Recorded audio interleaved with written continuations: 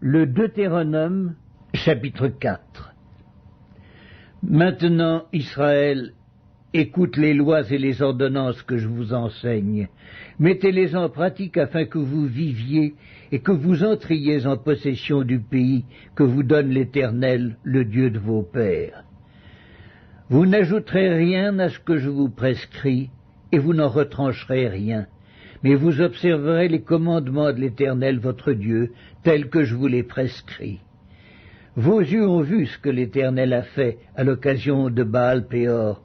L'Éternel ton Dieu a détruit du milieu de toi tous ceux qui étaient allés après Baal-Péor. Et vous, qui vous êtes arrachés à l'Éternel, votre Dieu, vous êtes aujourd'hui tous vivants. Voici, je vous ai enseigné des lois et des ordonnances, comme l'Éternel mon Dieu me l'a commandé, afin que vous les mettiez en pratique dans le pays dont vous allez prendre possession. Vous les observerez et vous les mettrez en pratique, car ce sera là votre sagesse et votre intelligence aux yeux des peuples qui entendront parler de toutes ces lois et qui diront « Cette grande nation est un peuple absolument sage et intelligent ».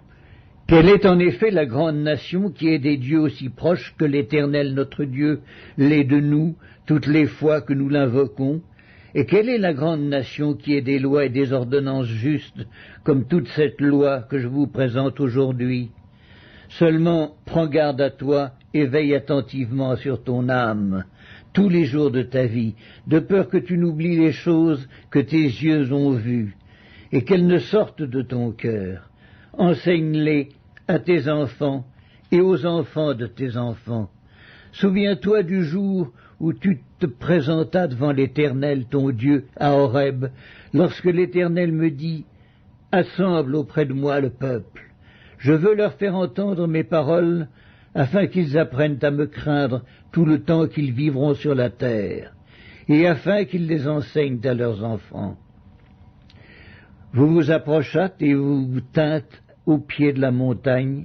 La montagne était embrasée, et les flammes s'élevaient jusqu'au milieu du ciel.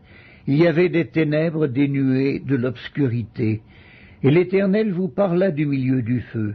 Vous entendîtes le son de ses paroles, mais vous ne vîtes point de figure, vous n'entendîtes qu'une voix. Il publia son alliance qu'il vous ordonna d'observer, les 10 commandements, et il les écrivit sur 2 tables de pierre. En ce temps-là, l'Éternel me commanda de vous enseigner des lois et des ordonnances, afin que vous les mettiez en pratique dans le pays dont vous allez prendre possession. Puisque vous n'avez vu aucune figure le jour où l'Éternel vous parla du milieu du feu, à Horeb, veillez attentivement sur vos âmes, de peur que vous ne vous corrompiez et que vous ne vous fassiez une image taillée, une représentation de quelque idole, la figure d'un homme ou d'une femme, la figure d'un animal qui soit sur la terre, la figure d'un oiseau qui vole dans les cieux, la figure d'une bête qui rampe sur le sol, la figure d'un poisson qui vive dans les eaux, au-dessous de la terre. Veille sur ton âme, de peur que, levant tes yeux vers le ciel et voyant le soleil, la lune et les étoiles, toute l'armée des cieux, tu ne sois entraîné à te prosterner en leur présence et à leur rendre un culte. Ce sont des choses que l'Éternel ton Dieu a données en partage à tous les peuples sous le ciel tout entier. Mais vous, l'Éternel vous a pris et vous a fait sortir de la fournaise de fer de l'Égypte, afin que vous fussiez un peuple qui lui appartint en propre, comme vous l'êtes aujourd'hui. Et l'Éternel s'irrita contre moi à cause de vous, et il jura que je ne passerai point le Jourdain, et que je n'entrerai point dans le bon pays que l'Éternel ton Dieu te donne en héritage. Je mourrai donc en ce pays-ci, je ne passerai point le Jourdain, mais vous le passerez et vous posséderez ce bon pays. Veillez sur vous, afin de ne point mettre en oubli l'alliance que l'Éternel votre Dieu a traitée avec vous, et de ne point vous faire d'image taillée, de représentation quelconque que l'Éternel ton Dieu t'ait défendue. Car l'Éternel ton Dieu est un feu dévorant, un Dieu jaloux. Lorsque tu auras des enfants, et des enfants de tes enfants, et que vous serez depuis longtemps dans le pays, si vous vous corrompez, si vous faites des images taillées, des représentations de quoi que ce soit, si vous faites ce qui est mal aux yeux de l'Éternel, votre Dieu, pour l'irriter, j'en prends aujourd'hui à témoin contre vous le ciel et la terre. Vous disparaîtrez par une mort rapide du pays dont vous allez prendre possession au-delà du Jourdain. Vous n'y prolongerez pas vos jours, car vous serez entièrement détruits.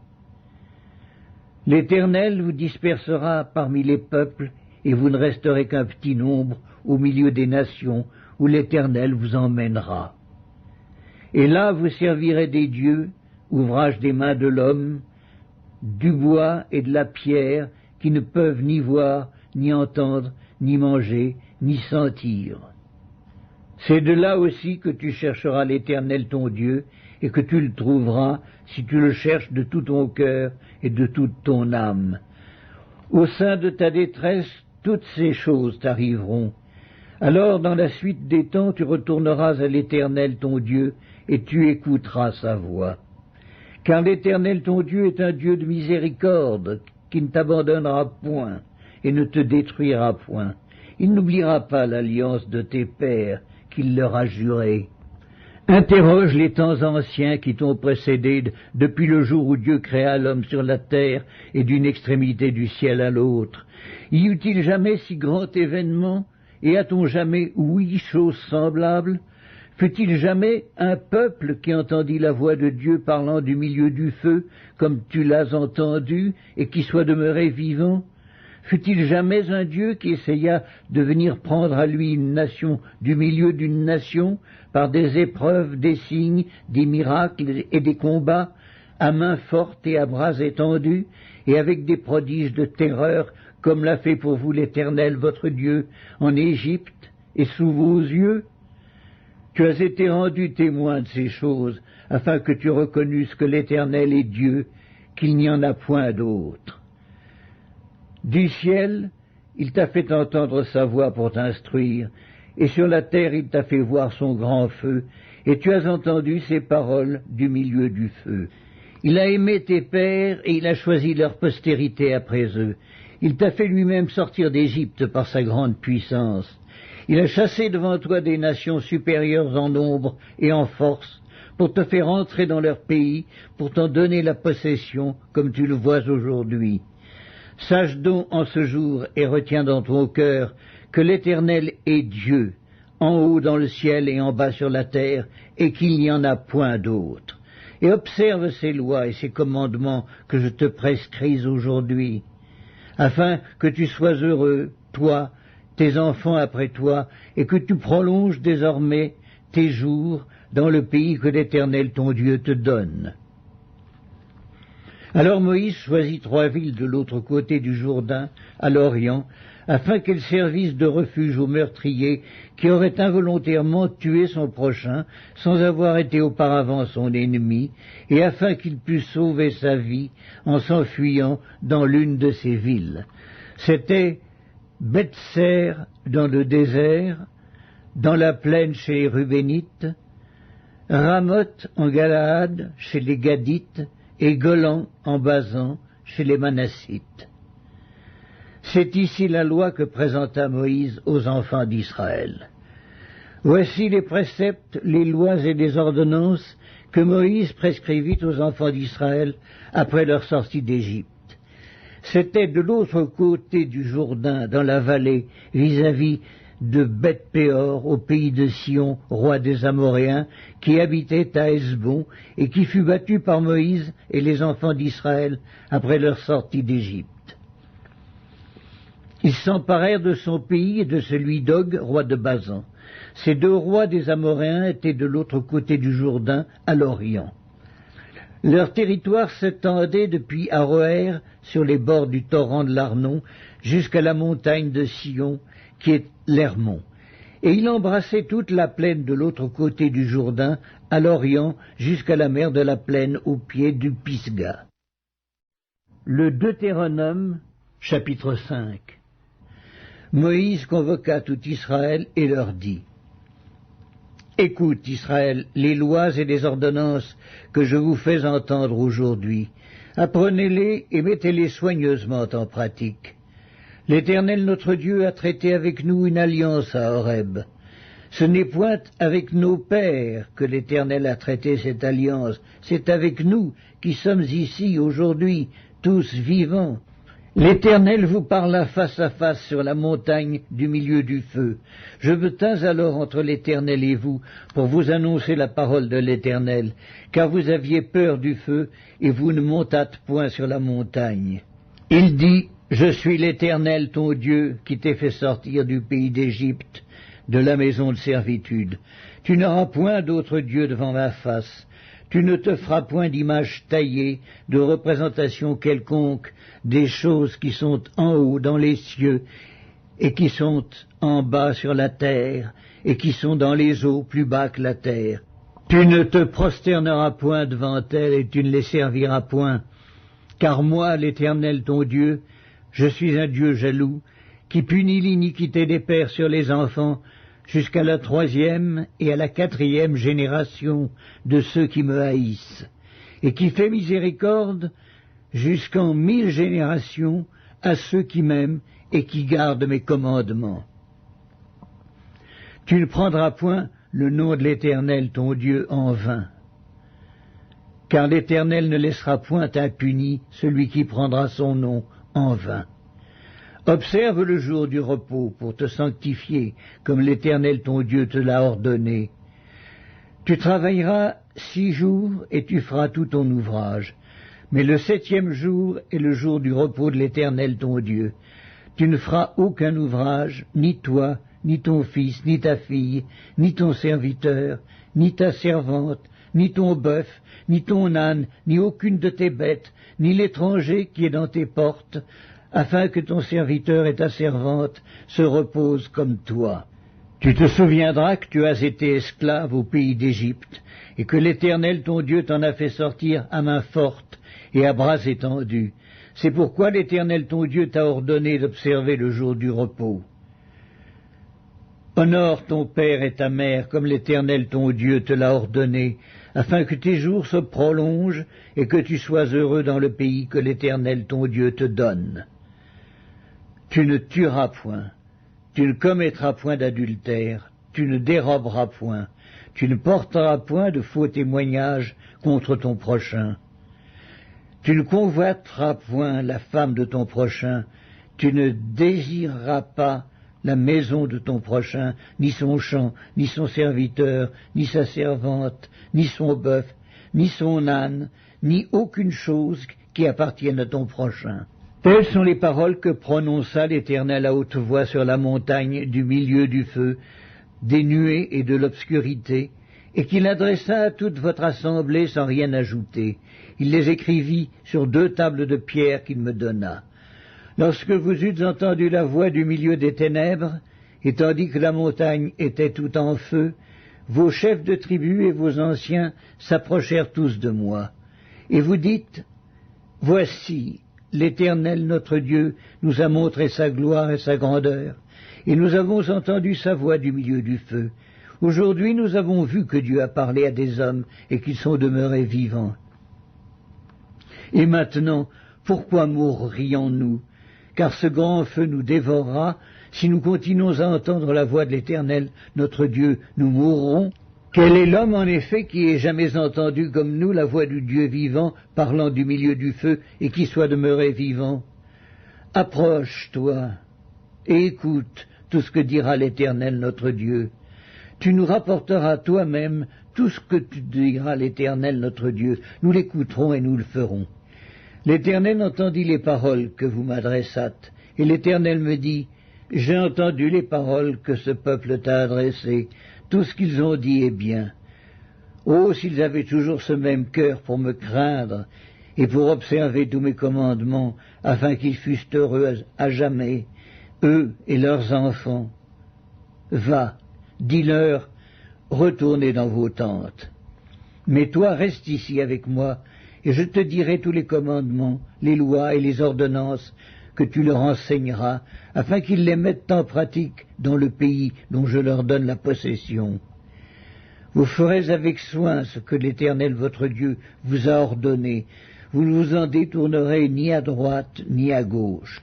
Vous suivrez entièrement la voie que l'Éternel votre Dieu vous a prescrite, afin que vous viviez et que vous soyez heureux, afin que vous prolongiez vos jours dans le pays dont vous aurez la possession.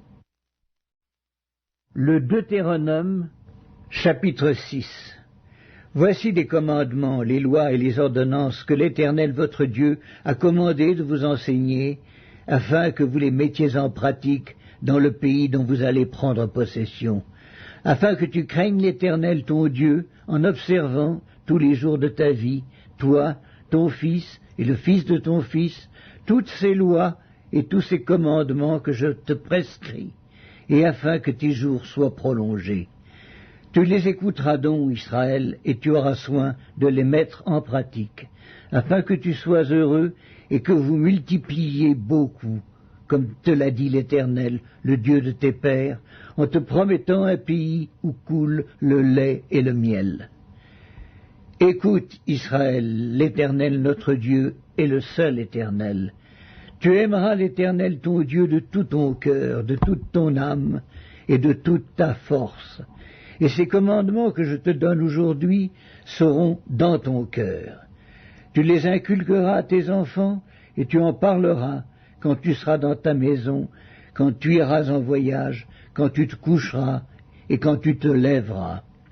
Tu les liras comme un signe sur tes mains, et ils seront comme des frontaux entre tes yeux. Tu les écriras sur les poteaux de ta maison et sur tes portes. L'Éternel ton Dieu te fera entrer dans le pays qu'il a juré à tes pères, à Abraham, à Isaac et à Jacob, de te donner.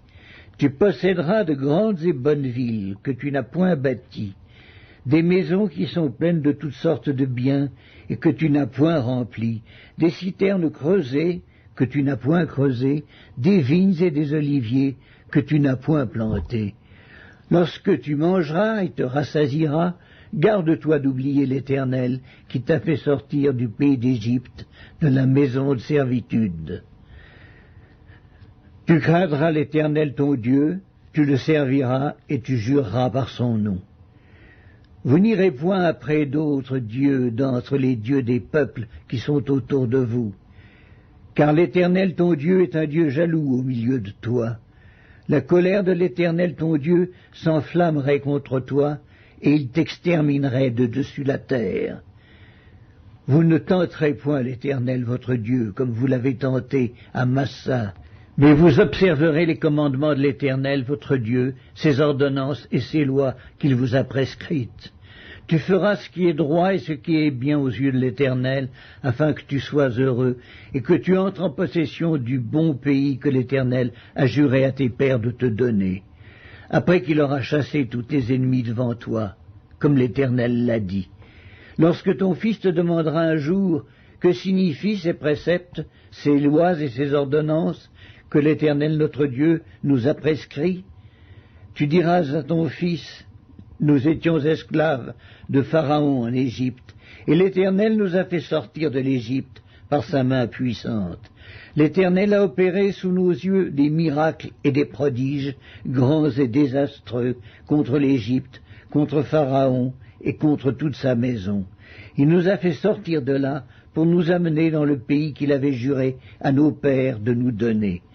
L'Éternel nous a commandé de mettre en pratique toutes ces lois et de craindre l'Éternel notre Dieu, afin que nous fussions toujours heureux et qu'il nous conservât la vie comme il le fait aujourd'hui. Nous aurons la justice en partage si nous mettons soigneusement en pratique tous ces commandements devant l'Éternel notre Dieu comme il nous l'a ordonné.